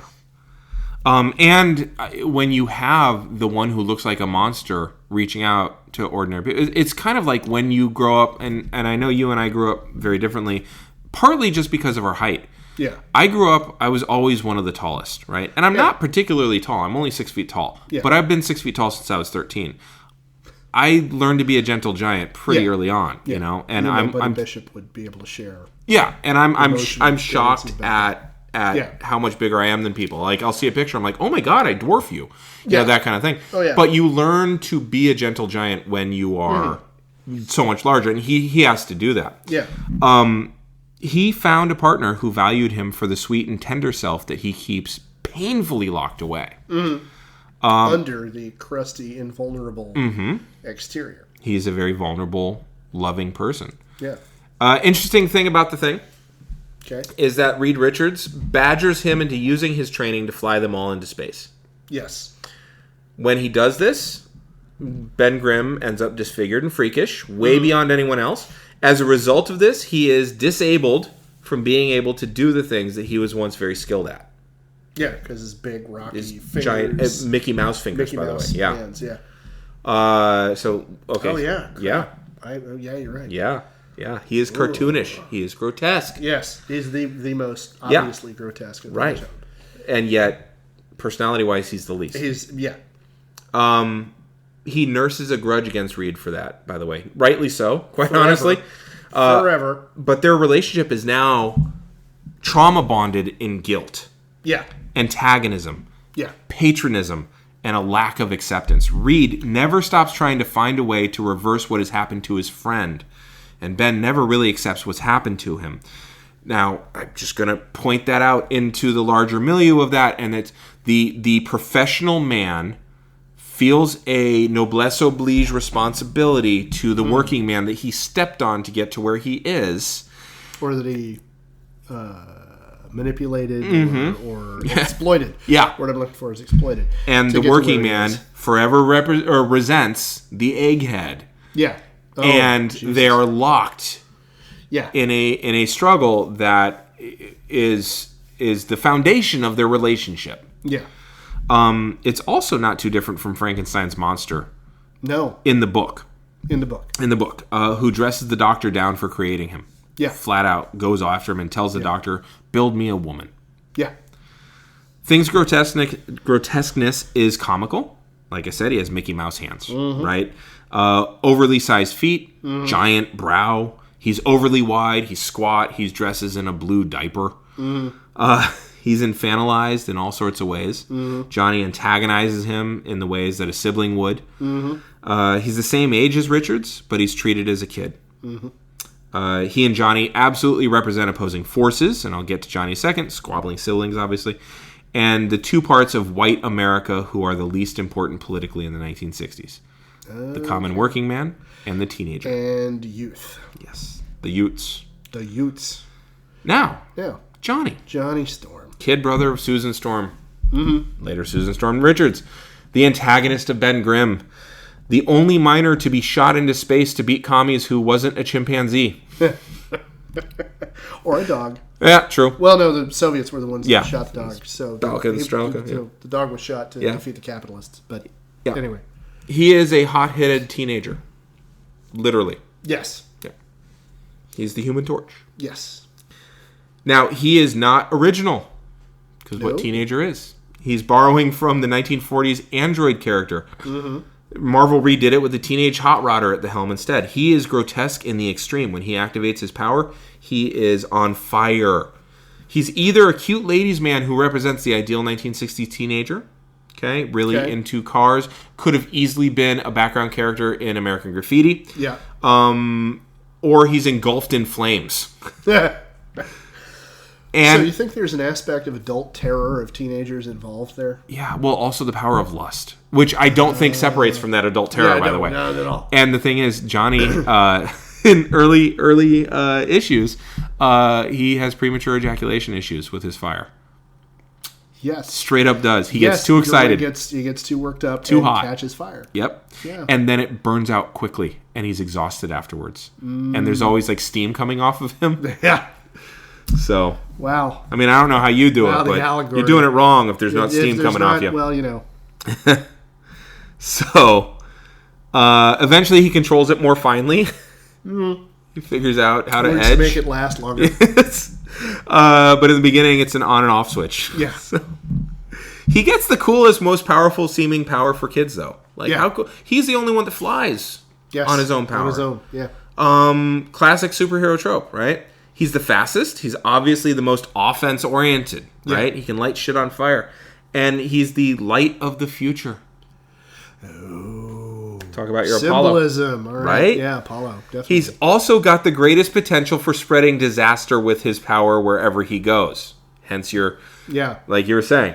So, oh, damn it. Which is the myth of Apollo's son? I don't remember his name. I don't either. But Apollo gave him the reins to the chariot, and he... Oh, and he fucked it up hard. Screwed it up hard. Yes. Ate shit. Yep. Set the world on fire. Yeah. Yeah. Yeah, I remember that now. That's the archetype. Yeah. Yeah. Also, potentially Icarus. Yeah. Even though Icarus only got himself killed, but... Yeah, well, and Icarus wasn't just a tale of don't dream. It was stay in the middle ground, son. Yeah. And he didn't. He is the embodiment of teenage sexuality, like I said. Yeah. Whereas his sister is adult female sexuality. So the Storms are sexual.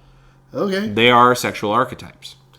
And Reed and Ben are our working archetypes. Okay. So you have the Apollonian and Dionysian. Yeah, okay. All right. Which you're a huge fan of, and I want to throw that in there for you. Yeah. Now, as he gets older, and presumably wiser, but not really, not a lot. It's a fairly incremental growth. He learns to control his flame. He sustains his flame. He tames his flame. Having fun with that. Yeah, I am actually. He's unbridled passion and then the wisdom that comes with age. But he, how to put this?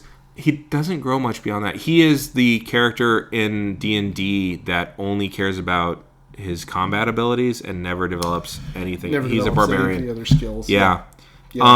He literally figures out how to avoid burning out as he steps out of his puerile life. Yeah. And into a life of heroics. So Johnny exhibits very little initiative on his own, by the way, unless it's toward thrill-seeking. Even then, it's short-lived. Yeah. Or if it's antagonizing Ben. He goes apeshit for that. Forever, yeah. Anytime Reed needs something, Johnny is Johnny on the spot. Mm-hmm. He's there to do whatever is asked of him. Like a good obedient son. Exactly. As opposed to the archetype of Ben, who is the rebellious older son, first son who's trying to find an identity of his own. The prodigal. Mm-hmm. The second son who is sticking around. Whatever daddy says. Right. Okay, I'll do what he says. I'm going to go off and do hot-headed stuff, but I got you, Dad. Yeah.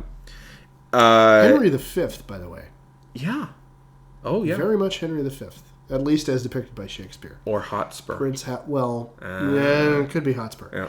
But I'm specifically thinking you're right, though. Prince Hal into Henry V. Yes. At the end of Henry IV Part 2, the death of Falstaff, right, and his whole, no, you understand, my father is the king now.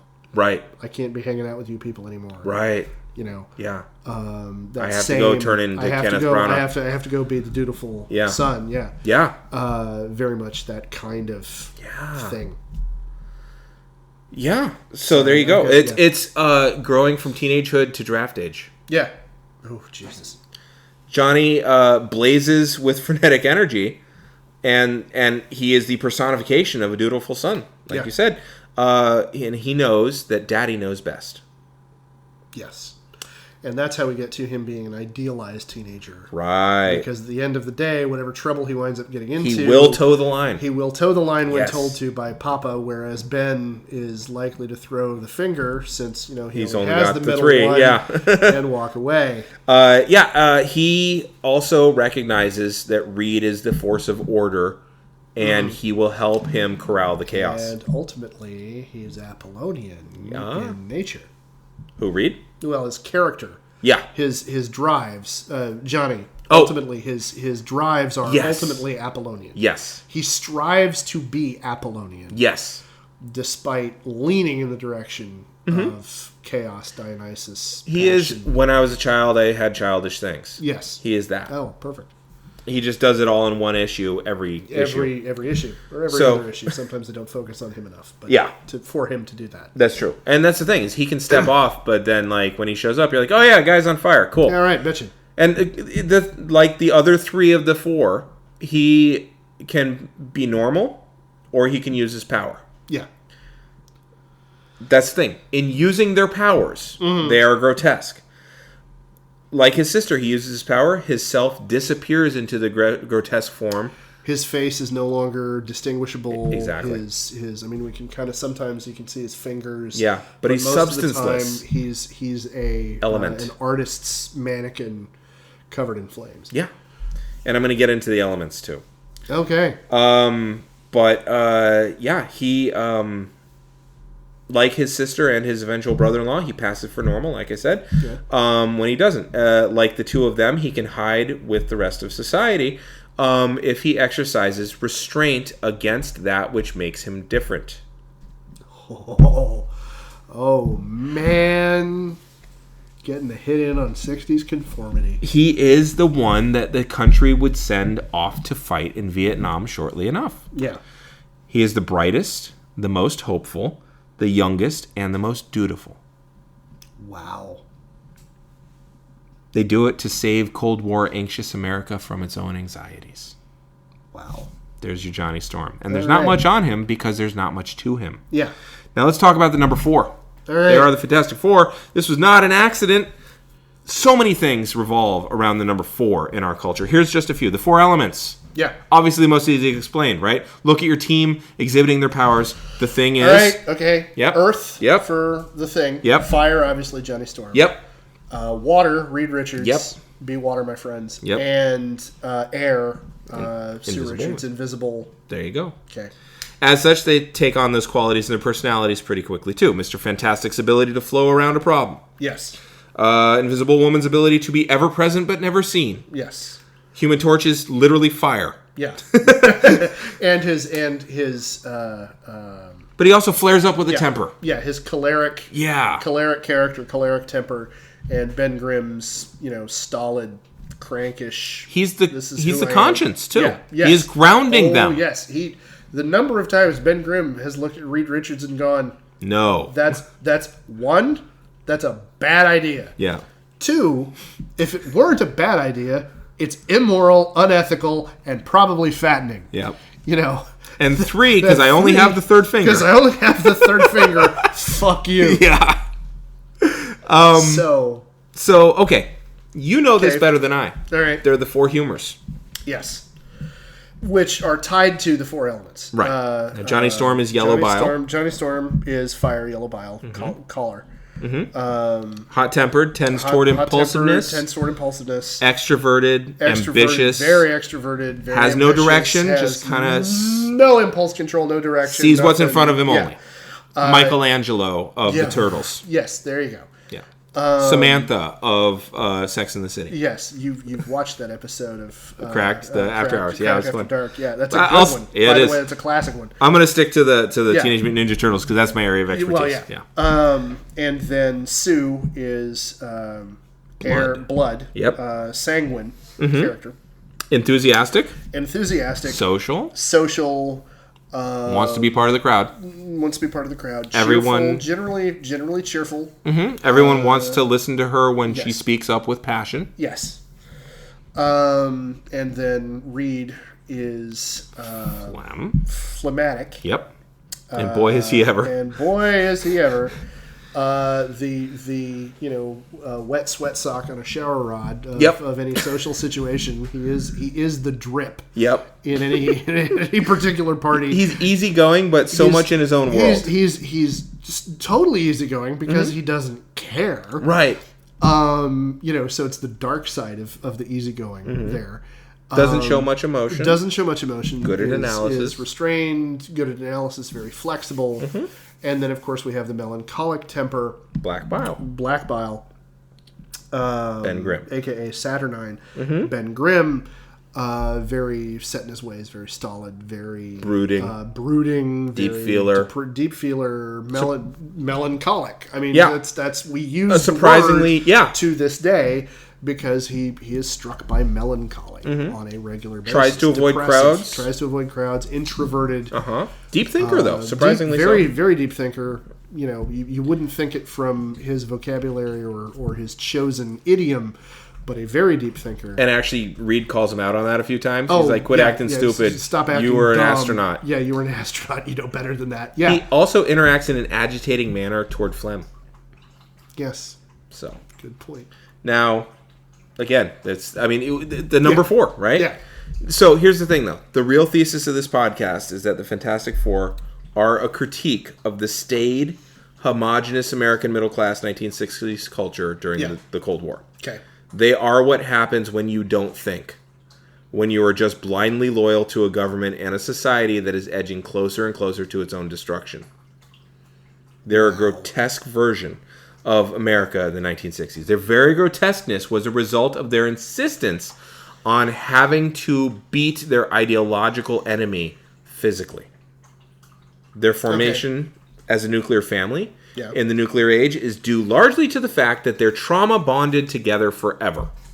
Yeah. They can't get away from each other. There's no way I can't quit you. Yeah. And really, they are the failure of America to honor its own promises. Okay.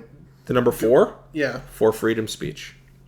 Oh, you're getting esoteric and okay. Post-war plans for the world. And it was almost immediately reneged on domestically. Oh, well, yeah. Due to racism and whitewashing. And whitewashing and God knows what all else. Yeah. So here's what FDR said in 1941 in the State of the Union address. Yes.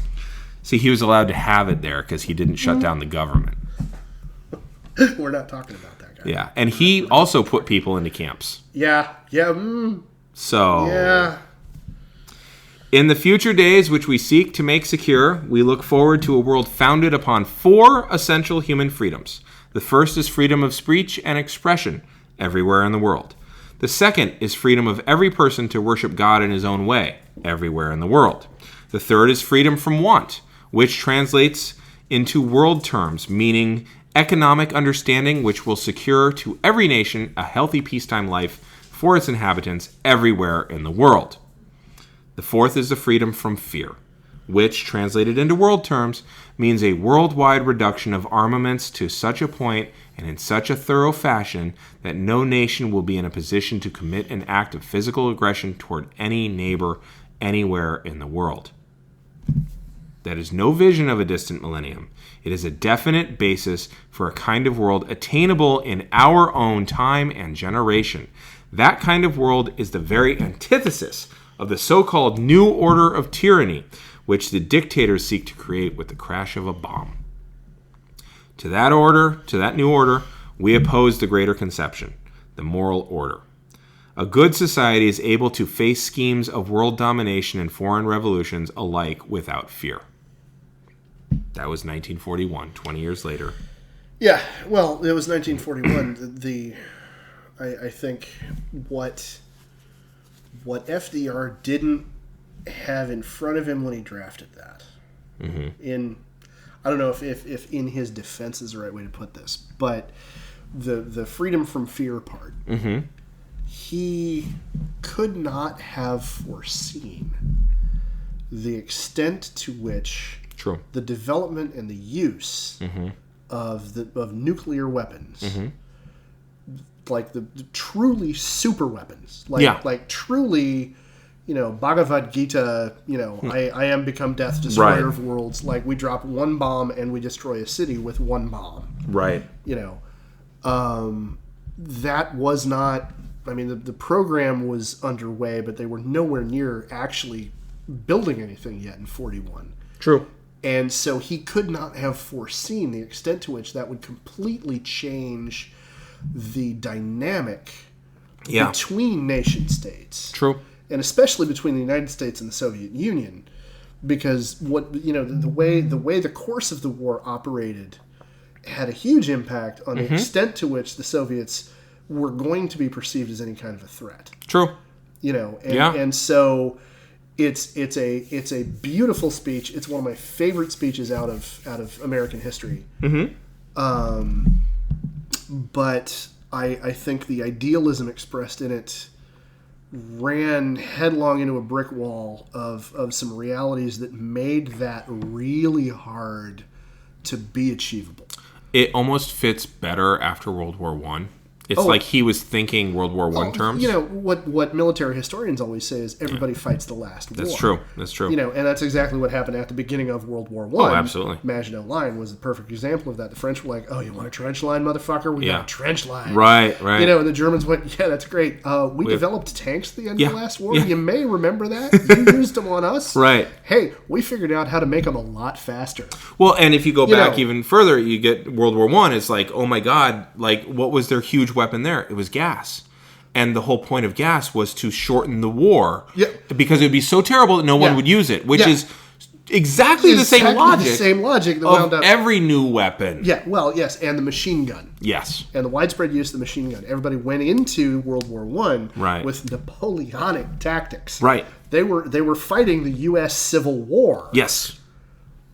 When they went into World War I, with cavalry charges and horse artillery, and all the same. I mean, the technology had not, and frankly, digging in with trenches. Yeah, and digging with trenches, which was the change from truly Napoleonic warfare, which happened during the Civil War, which everybody went. We exported that. Oh wait, hold on, that works. Yeah. So nobody, almost nobody, with the exception of Hideki Tojo,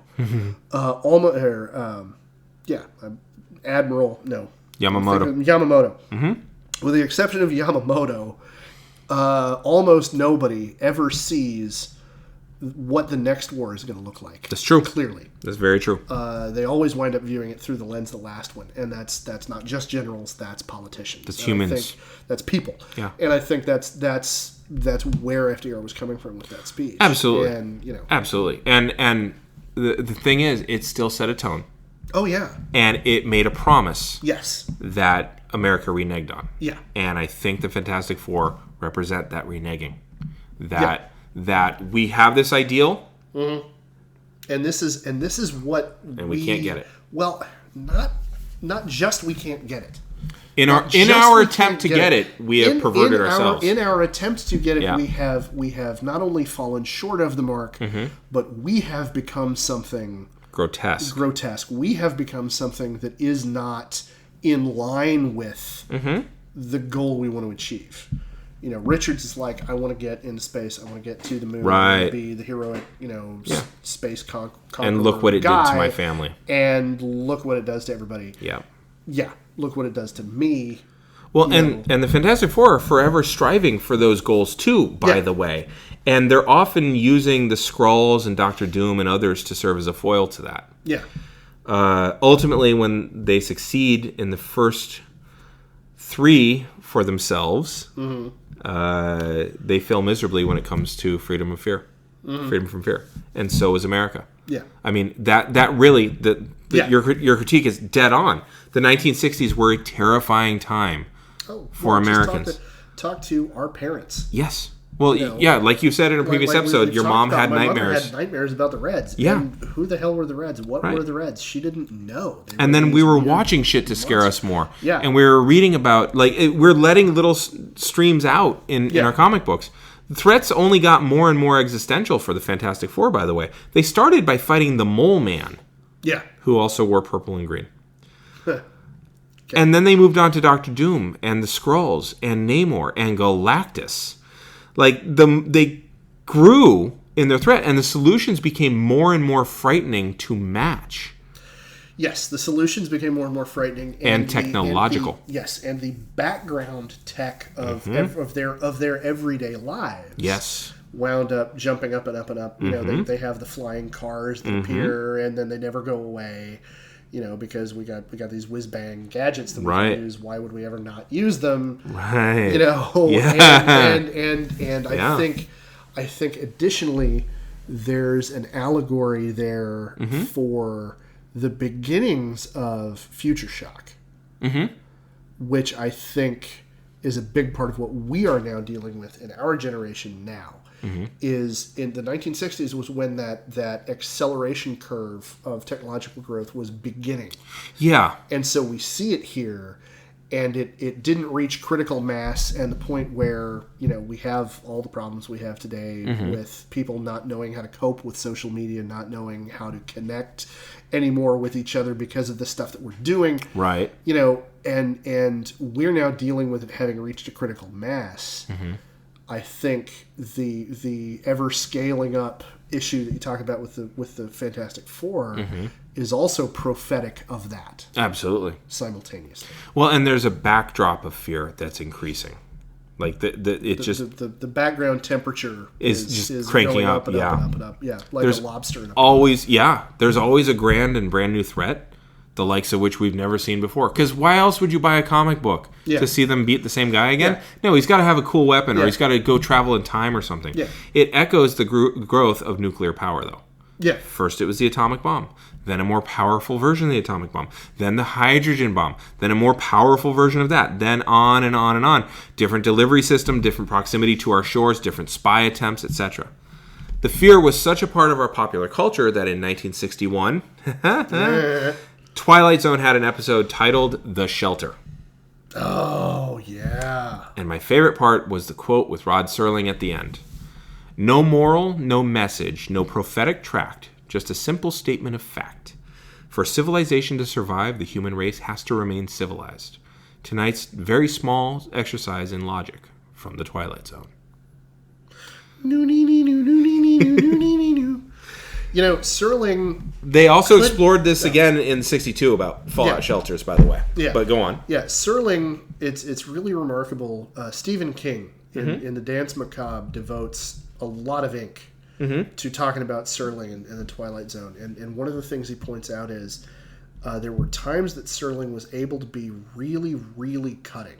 Yes. And really, you know, it's really clear he's dropping an anvil. Yep. But the way he pulls it off is like masterful. You look and you're like, oh shit, that anvil's always been there? Holy crap. Yeah. You know, and then there are other episodes where it's still, I'm dropping an anvil on this, but it's so ham-fisted. Yes. You know. It's a product of its times. Yeah. You know, he had an episode that he wrote. It was one of Serling's episodes. That was the sun not rising. The sun didn't come up over the horizon. And we don't know why, we don't know how, whatever, we don't know what's going on, oh my God, and all the terror and everything that comes from that. But you hear in a radio broadcast in the background that the darkness seems particularly thick in Alabama, Georgia, Florida. Wow. I mean, I gotta go watch that one again. Yeah, it is. That's great. It is a, like, no, I'm not just gonna be on the nose. I'm gonna grab your nose and rip it the fuck off your face. That's awesome. This is about racism and segregation. Nice. We're all living in darkness, but some of us are even worse than the rest. That's great. You know, and King in Dance Macabre, which, by the way, if you haven't read it, it's a wonderful treatise on writing and storytelling. It's where I first got the idea of Apollonian Dionysius. Okay. Is how he describes the dynamic of any good horror story. Sure. The conflict between those two forces.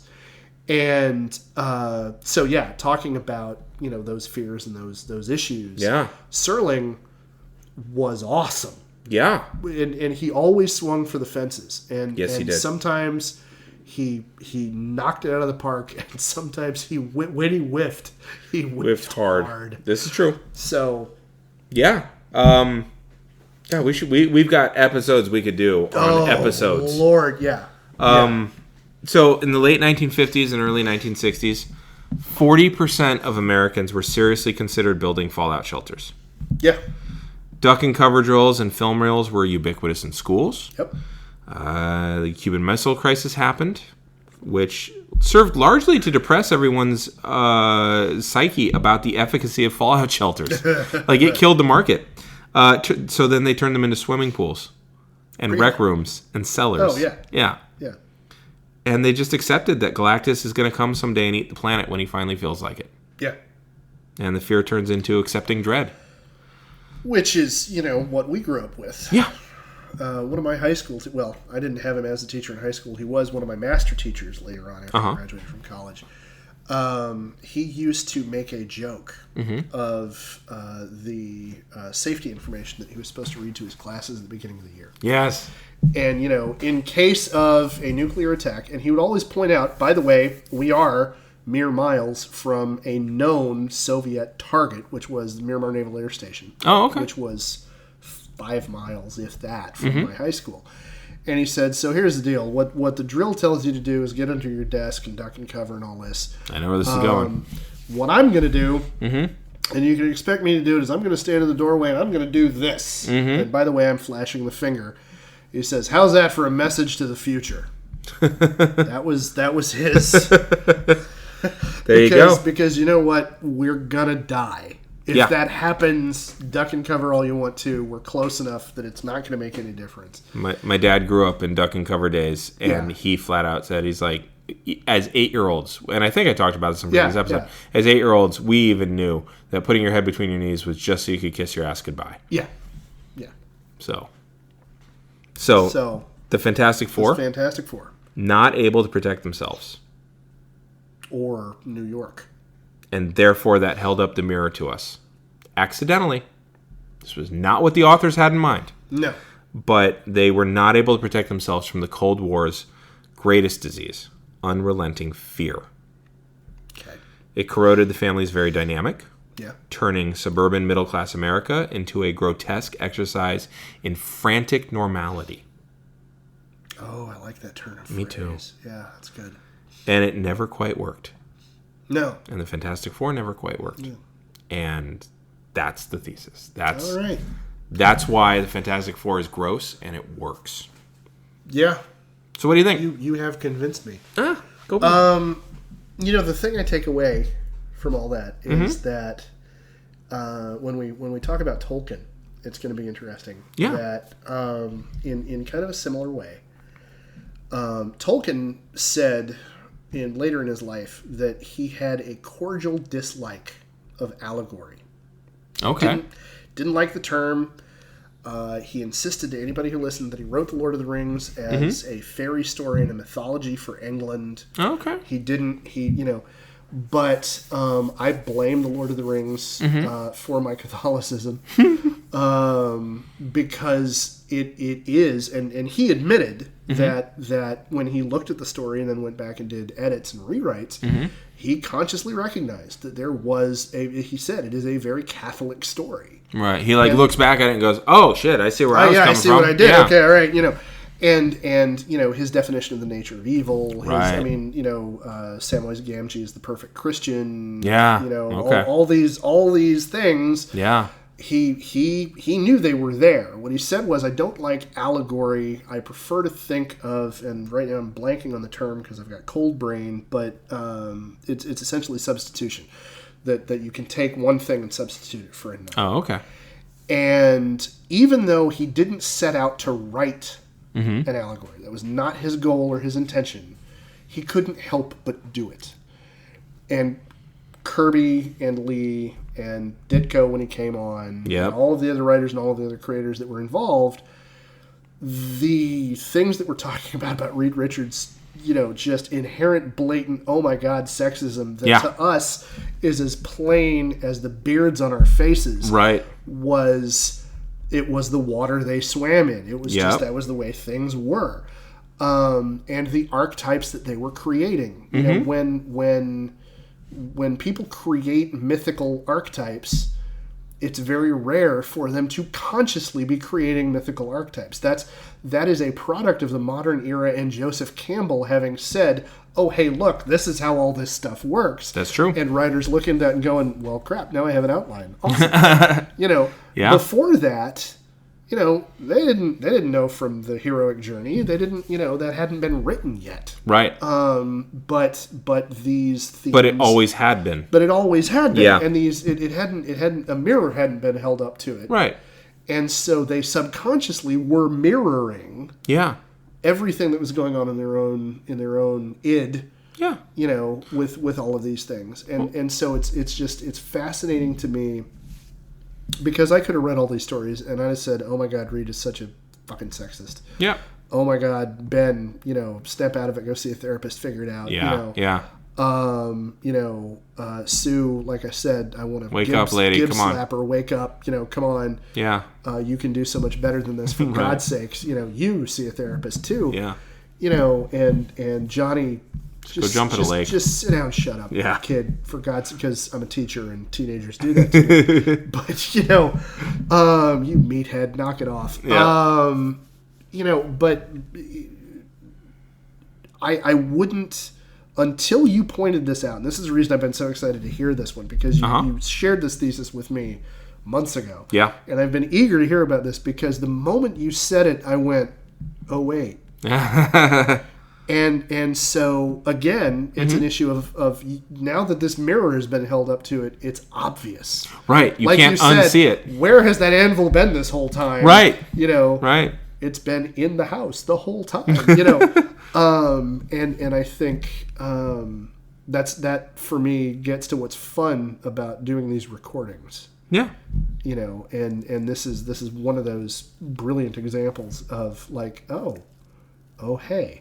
I hadn't seen it like that until now, and now I won't ever be able to unsee it. Right. Which is the case of the Fantastic Four. Will probably make me more interested in reading the comics. Yeah, they might actually be interesting now. Yeah, I have never been a Fantastic Four fan, but now looking at it with this paradigm in mind, I could go back and read them. They're actually kind of fun to read. I mean, it is.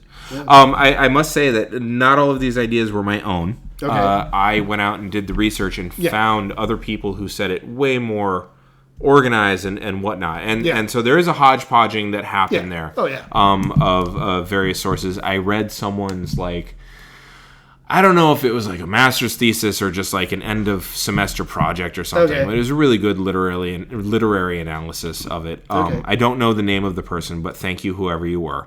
Okay. It was excellent. And it really helped me kind of just drill down on some central themes. Okay. The number 4 figured big into theirs.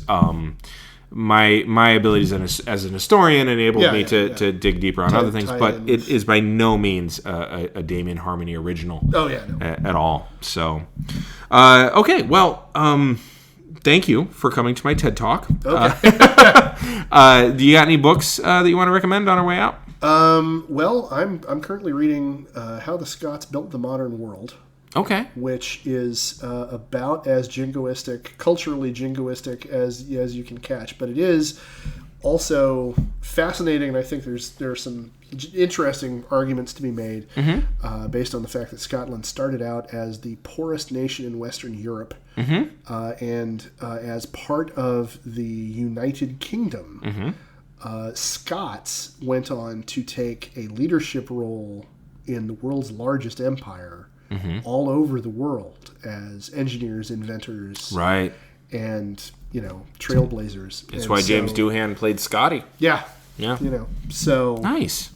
So that's for me. What do you got going on? Well, I'm currently reading Mary Beard's SPQR. Yeah, I see that on the counter. It's fun. I have a stack there. There's that one and the Star Wars one. And nice. I was just like, I'm going to go Rome because, I'm teaching it and all. Yeah. But it's fun. She basically starts in the year 63 when Cicero goes after Catiline, and she ends in the year 2012. Not 2012. 212. 212. All right. When Caracalla grants citizenship to everyone. And she's making some really interesting arguments about it. So it's a lot of fun. And her particular writing style is very entertaining. It is. I've seen the stuff very she accessible. did for the BBC, and she's a treasure. Yes. Yeah. Yes. Well, great. Until next time, I'm Damian Harmony. And I'm Ed Blaylock. Ooh, you know what? Before we do that, Yeah? we should probably plug our Twitter.